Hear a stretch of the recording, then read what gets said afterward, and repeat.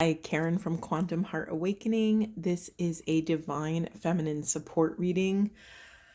I am so excited to do this reading. I have my mojo back. Maybe later in the middle of the reading or after, I will tell you what happened the last couple days. It's been insane with the energies. Specifically divine masculine energies, but I'll get into that another time. This reading is the perfect prescription for what's been going on.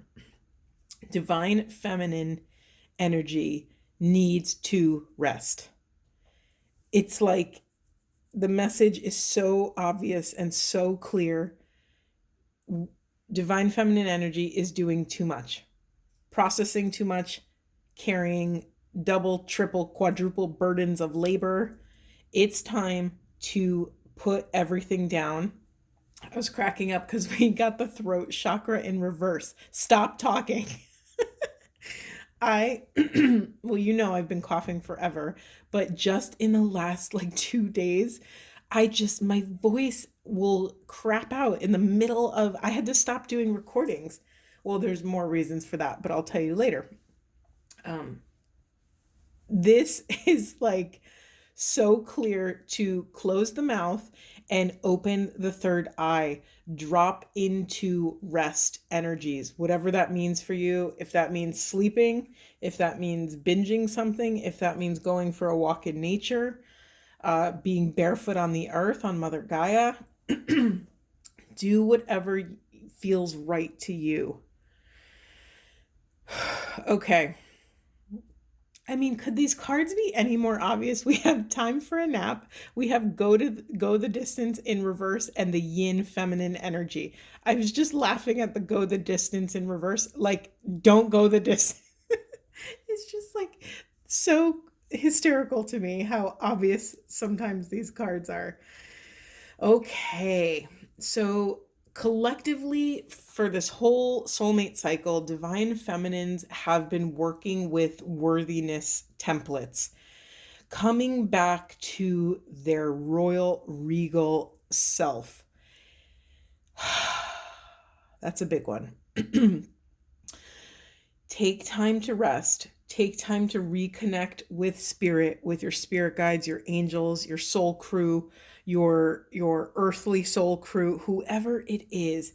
Take space to let all of this work, all of the work you've done over the last, I don't know, couple months, couple years, couple decades. I don't know how long we've all been walking this path in earthly time, but we've been doing this for lifetimes, right? We have chosen to come to Earth School to learn these lessons to further the Earth's consciousness, the Earth's expansion. We've been working our butts off. It is time to rest. I'm just going to keep saying it throughout this reading. What's happening in this time of rest is we're reconnecting with unity consciousness. We're reconnecting with Mother Gaia. Sorry, I'm getting distracted because I need to hold this card up. How beautiful is this card? And it's interesting because let me ask you before I say it, what do you see in this card? Take a moment, pause, whatever. It's interesting because it would appear to be an angel, but if you look at the top of her wings, doesn't it look like two kind of bird-like creatures, to almost like phoenixes? That's what's coming up for me. And I just kept saying the twin flames are regrounding in Mother Gaia, but they need to rest in source consciousness before they can actually bring some of this energy to fruition. Sorry, I got distracted by that and I had to name it. So, okay, we are revising how we do things. We are revising how we do life, how we show up in earth, how we work, how we raise our kids, how we do all these things. There is something coming through that's asking us to shift how we're doing because we're being called to expand and grow. There is something, I have to We are gaining the power to visualize a better world. Could it be any more obvious than this? Aren't these cards beautiful, by the way?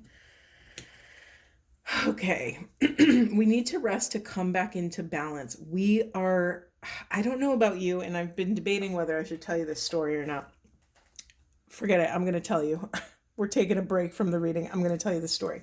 So 2 days ago, I had pulled a massive divine masculine support spread. I tried to record it 5 times, 5 times. And I had to just turn off my camera and go lay down. I'm like, what is going on here? This is insane. And even the way, like, look at this spread. It's very linear, right? You've seen my spreads.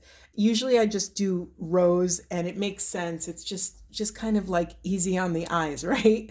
So this masculine spread I did was a total crap show. It was so insane and intense. I had cards going every which way. It looked like a game of Tetris, like all these weird cards in different sizes and squeezing them in here and there. It was a massive reading and it was a great reading. However, something wouldn't let me, the energy was like shutting my throat down and I just had to go lay down. So I went through my day, went about my day, and then right before I was going to sleep, I got the download to go clean up that reading. It was like this reading opened up a vortex of energy, and I had to close it or else I wouldn't be able to go to sleep. So unfortunately, I wasn't able to record that reading, but also I have to trust that the divine is at work, that was intentional, that we were not supposed to go through this reading together. So I cleaned it up and literally immediately the energy kind of dissipated. It was like I opened up a vortex or a portal or something, and just the energies were insane. So a big chunk of those energies were, again, the divine masculine was working on always building that firm foundation. But the biggest message in it was to stop waiting for some recognition or reward. It was like the masculines were stalling because there was something that they were waiting for, some permission, some validation, something. And then I realized over the course of 2 days, which, by the way, I had another heart opening, a massive heart opening, and all of a sudden I realized that divine masculine energy was speaking aggressively to my inner masculine. So yes, it may have been collective. It may have also been mine. But what this did for me, this experience, and the reason why I'm even sharing it with you is because as feminines, if we only solely focus on the feminine energies and the feminine work, there is half of our being, half of our spirit we're not accessing sovereignty over that half of spirit of our soul. So I got the message very loud and clear that it's so radically important to, when you're listening to these readings, really take ownership over both polarities. Really take ownership over, if you're a feminine, predominantly feminine, take ownership over the masculine narrative. Allow it to seep into your heart, into your mind, into your daily activities. I invite you to keep a pulse on your opposite polarity, right? We both have both, and the whole point is to come into union. And I don't know why it just hit me in a deeper way. I know I've known for years we're both working on both polarities, but it's so easy for our psyche to, especially if you do have an external opposite. So if you're predominantly feminine and you have an external masculine you're working with, which I think that's the majority of my audience here, it's so easy to slide them into that slot, right? It's just so simple. The psyche is so used to going there. The heart is so used to going there. And let me tell you, from personal experience, that breaking that impulse attachment is a process. Be patient, because it does happen. Because to be honest, we travel faster and further when we are cleaning up and focusing on our side of the street. You're going to hear me use that analogy a million times, but it's just so true. It's like they have their side of the street, we have our side of the street, and the hope is that we can meet in the median, in the middle of the road, and bring our whole selves to the relationship, to the mission, to the equation. And mind you, I'm a woman and I predominantly am in my feminine energy, and yet I have a huge responsibility to my feminine, to balance my inner masculine so that my inner masculine can show up for my inner feminine. And I've never seen this live out in my life more than the last 2 days. So there's a reason why I'm sharing this with you. I have been very balanced in my emotional expression. I have not shut down and cauterized my feminine flow or my feelings in any way, which has not always been the case. My feminine hasn't always felt safe in this life to really be in the fullest expression of self. And so in the last couple of days, I have felt so balanced. I've gotten feedback from my consciousness crew that I'm living in a balanced way, that my masculine can hold my inner container for my feminine to flow. My feminine can flow and then access gnosis, divine wisdom, and then give my inner masculine orders on how to navigate, right? Where are we? The divine feminine is so unbelievably skilled at holding and accessing this broader, wider, higher vision, right? They know where we're ending up, or we know where we're ending up, right? And so the masculine takes those orders and makes it happen, builds the foundation, builds the structures, builds the solid, safe container. And so I've just been living this in the last 2 days. And if I'm being honest, it felt like I lost my mojo to record. I just was stumbling. There were so many blocks. I had to just stop so many times. And I said, okay, I woke up this morning and I'm like, yep, we're going divine feminine today. We are leaning in. And I'm just cracking up because I was exhausted the last 2 days. And here, this whole reading is about rest and taking the space we need so that we can revise how we're showing up and preserve what energy we do have. Okay, let's see. All right, let me hop. I'll return to the earlier message, but I want to hop into the unconscious for a moment because this feels really important. So we have preservation, we have conflict and chaos, the base chakra, and self-reliance in the unconscious position. So, okay, hold on. I need some tea. Want to see my fancy Pisces mug that my friend gave me? I thought you'd enjoy that, so there we go. All right, how often there's something that the feminine energy is pushing into the shadow around financial security, maybe around feelings of safety in this world, around security, whatever that means, around narratives that they picked up from their family of origin.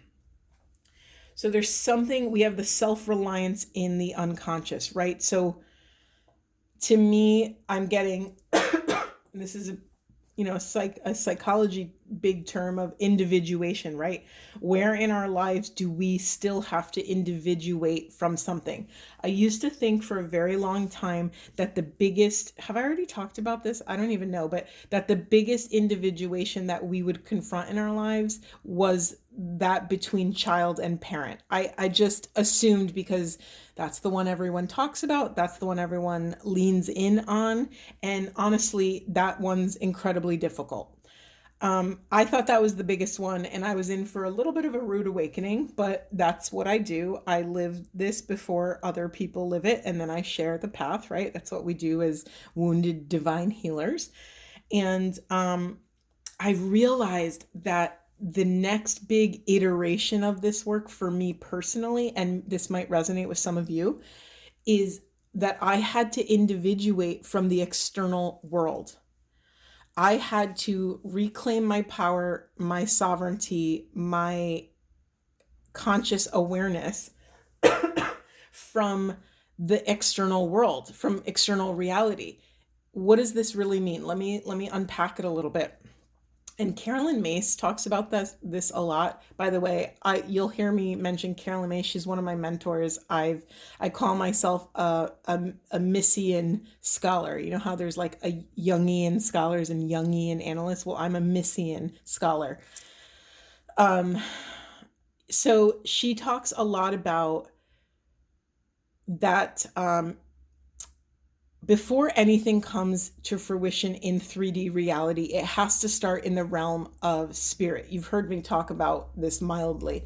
And she always talks about that reality, 3D life, is the caboose of the train. It's the end product of all this other energetic spiritual work, right? So, sorry, I'm losing my thread. Oh, individuating from external reality. Okay. We have to stop giving our power away to external things, to anything, either pressures that come from externally. It could be like social or even cultural pressures, what we think we need in this life. Are we striving after material things that really won't further the soul? Are we striving after a certain amount of money in the bank account? Are we striving after to look a certain way? We have to call our spirit back from all these places to come back into wholeness, to restore our inner authority. We must work on having inner authority over our interior world. Carolyn Mace is obsessed with Saint Teresa of Avila, and Saint Teresa of Avila talks a lot about the interior castle. You can go read her book, listen to the audios. Talks about these that our internal spiritual world is this interior castle, your interior home base, whatever you want to, however feels good for you to think about it. And we're in control of every room of the house, right? We're in control. We decorate it the way we want. We have boundaries around who we let into the house. We have boundaries around who we let into certain rooms. We're in charge of what's in the basement and what's in the attic. And all that stuff is our responsibility. That stuff is what's on our side of the street. That's what we get to be accountable for, not our external reality. It has to start with cleaning up our internal existence, our internal home. Okay, so going back to the unconscious position. So where have you yet to take ownership over a piece of your life? Is there something that you are outsourcing for your own reliance? Is there something you are attached to that if that was taken away, that would really, ruin your life or ruin something very big? And I say ruin, but I mean, essentially, if this thing was taken away, if this connection or if this, whatever the thing is, would you still be able to stand solid and sovereign on your own 2 feet? That's kind of a big question. So take some space. You can even pause this and go journal about it or write it down later to journal about. It's not a small thing. Okay. Okay, the other piece, and I don't know how to read this because I know how I want to read it, but I don't think this is... Okay, so we have chaos and conflict in the unconscious in the reverse. Okay, so this is a little bit of a Oracle turducken. Do you know what a turducken is? It's like when they cook a duck inside of a chicken inside of a turkey. Or you could say Inception. It's a little Oracle Inception here. So I'm curious if what you're pushing into the shadow is some sort of unresolved situation. Is there some unresolved conflict that is laying dormant, but that's still active somewhere in your system. When I say that, when you just heard me say that, does anything come up immediately for you? Write it down and then you can revisit it later. This whole message, this whole spread is about taking time to rest and integrate so that we can show up embodied. And that distance from learning to integration to embodiment, I think it is highly underestimated how long and how intense those different benchmarks are. So go really easy on yourself. Like, if I'm being honest, I've had moments where I learned something and then 10 years later it started to integrate, and maybe a couple years later I was able to actually show up in the world and live that way. This isn't small potatoes. This is a really highly highly intimate and confronting process. And don't forget, you have to always remember that some of these patterns, some of these, especially not just behavioral, but our neurological pathways took however many years to uh, to get that way, to wire themselves a certain way. So when we go into this divine sacred work, we are essentially dismantling our neurological patterns and rewiring these things. Excuse me. Sorry, I just need a sip of tea. Can you hear how gravelly my throat is? Oh. All right. Okay. Was I done about individuation? I think I was. Anything else? The other thing about, I got to show you this amazing preservation card. I mean, it is eerie. I mean, look at this wild card. Sorry, I'm just giving it a moment just because it's like the more you look at it, the more you see. Okay, that's just a very activating card for me. Activating in a good way. So, where in your life have you... No, we're not going to go there. Hold on. There's like 7 different threads coming into my awareness. All right. Let's reframe, let's reground. So this is a divine feminine support reading, and what's being pushed into the unconscious is preservation.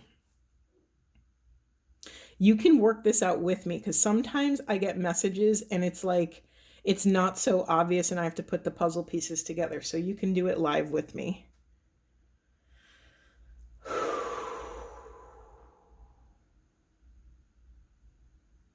Yeah, where have you put others? Oh, God, I feel like a joke even asking this question, because feminines all over the place have been dealing with taking, reclaiming their self-care and their self-worth to take care of themselves. I was going to ask, where have you not put yourself first? Which is like, listen, I had a decade of academics in women's studies and ecofeminism, and it's like I just wanted to slap myself as I said that. So basically what needs to be brought out of the unconscious into the light is your instinct. We have to repair the instinct of self-preservation. We are letting go of templates where we were self-sacrificing. So one of my biggest awakenings had to do with, and this is related to my personal twin flame path. I thought I had to do everybody's work for them. I thought I had to do my inner work and their inner work. And I thought, as the divine feminine, I was holding the torch for this spirituality and the spiritual awakening. And I'm the one with the divine wisdom. So it's my responsibility. I have to bring it down to earth and then teach and tell my masculine, blah, blah, blah, XYZ. Okay. I had to learn how to honor someone's truth without abandoning my own. I had to learn how to honor someone's needs without abandoning my own. I had to learn the hardest lesson as people in service, healers and psychics and mediums and Reiki masters and tantrikas and sound healers and all the healers you can imagine, shamans, I had to learn that if my service to humanity and the world did not include myself, then my love was incomplete.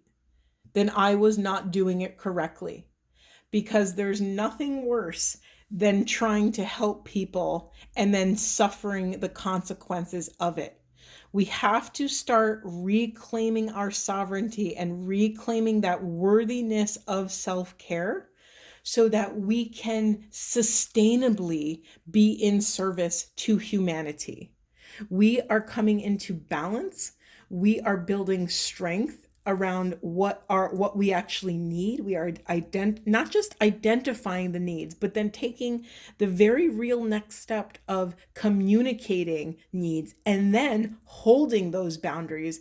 We're having an enlightenment about boundaries and worthiness right now. We are cleansing and purifying our self-confidence, our self-esteem. We are learning to be consistent with our self-love.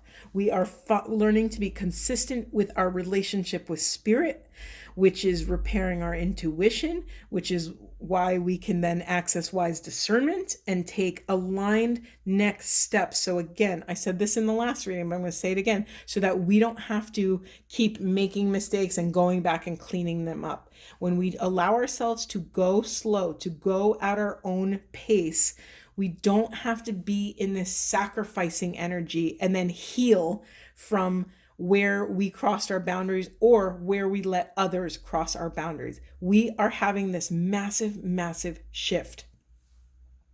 We are learning to become whole, self-sourced individuals. We are revising how we show up in the world. I'm cracking up because we have the productivity card in reverse.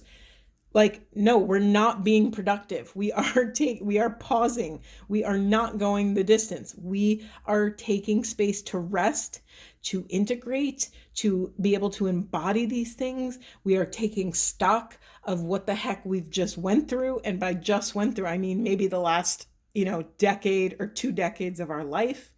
We are reclaiming a new way of showing up in the world. This is no small task.